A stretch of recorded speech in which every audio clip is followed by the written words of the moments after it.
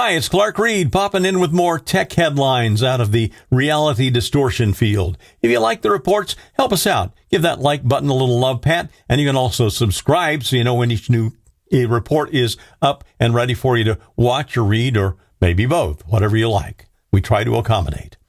The hour-and-a-half nonstop hype and reality distortion field that is Apple Worldwide Developer Conference keynote is over, and so cutting through the haze, what are some of the cool features that you might actually use?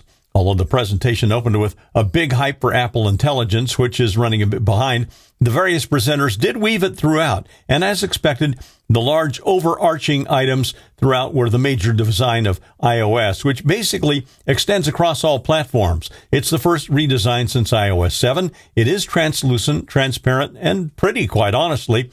Nice-looking design elements, reimagined icons, and Apple calls it liquid glass, of course. As we reported here, all of the operating systems get a unified naming system now, iOS 26, macOS 26, and so forth, based on the year. What? You expected them to use this year? It's half over? Nope.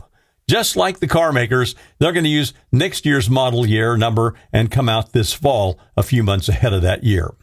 As with most useful features, and I think maybe the most useful features that showed up on iOS, I'm going to focus over those because that's really what most people use. I'm skipping over CarPlay and Vision OS. One of the biggest changes that was predicted and actually got announced was the phone app on the iPhone. It's improved phone use, and you think, what a concept. It's a mobile phone. It gets a better phone app finally. Well, that's kind of cool.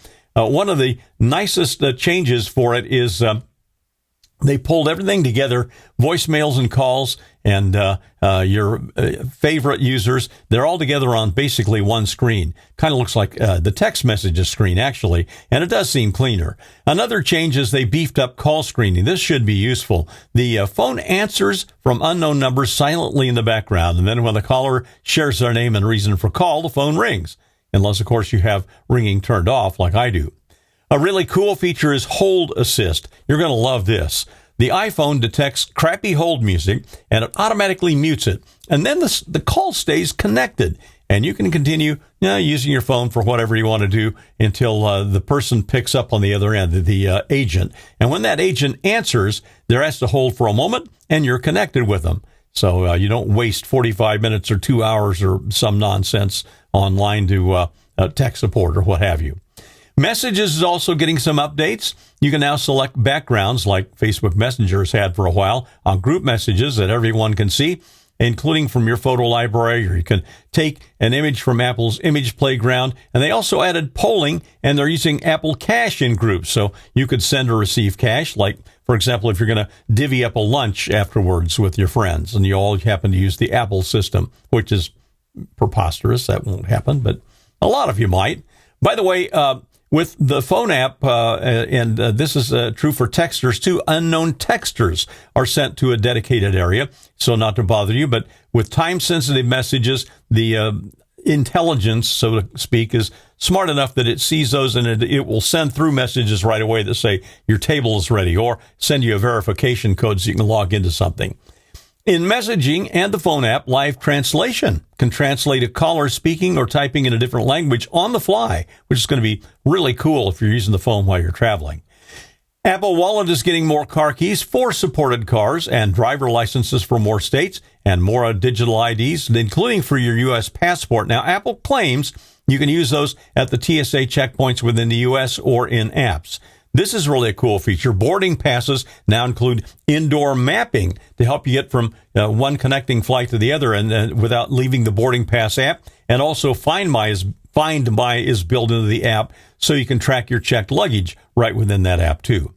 Apple Watch gets the same liquid glass look, and as far as I can tell, not much else. It's the sure-to-become irritating workout buddy. That's the keynote feature, it looked like to me. It will say crap like, "You're crushing it" during your workout to encourage you or maybe just piss you off. Mac OS Tahoe gets the liquid glass treatment, which really does look cool. The menu bar at the top is invisible now, and the mini icons are kind of translucent. It's a much cleaner look. Live translation comes to the Mac along with the improved image playground. Continuity has been improved. Now, that's a great feature if you're deep into the Mac system like I am. You can start something on your phone, pick it up on your Mac or your iPad. And here's a real feature. Apple finally gives us the phone app on your Mac, which mirrors the one on the iPhone with most features like call screening and live translation. iPad OS makes all iPads that can run it, the new system, immediately more useful because Apple has finally brought real windowing to the iPad. You can move them, resize them, tile them, just like on a Mac. And there's a menu bar at the top. It's translucent like on the Mac. And they've now made it so you can choose other audio and video inputs. So if you're, say, using a pro quality microphone like this one, and you want to record your podcast on an iPad and you're traveling or just prefer it, you can do that on the smaller interface instead of having to pop open the main computer. As noted at the top, I did skip over Vision OS, which has some cool features, but I'll be surprised if any subscribers of this report have dropped the $3,500 to buy a Vision OS headset. It very well may be a great view of the future, probably is, but it's still a ways into the future and still really pricey. I'm Clark Reid, and you're Technified for now.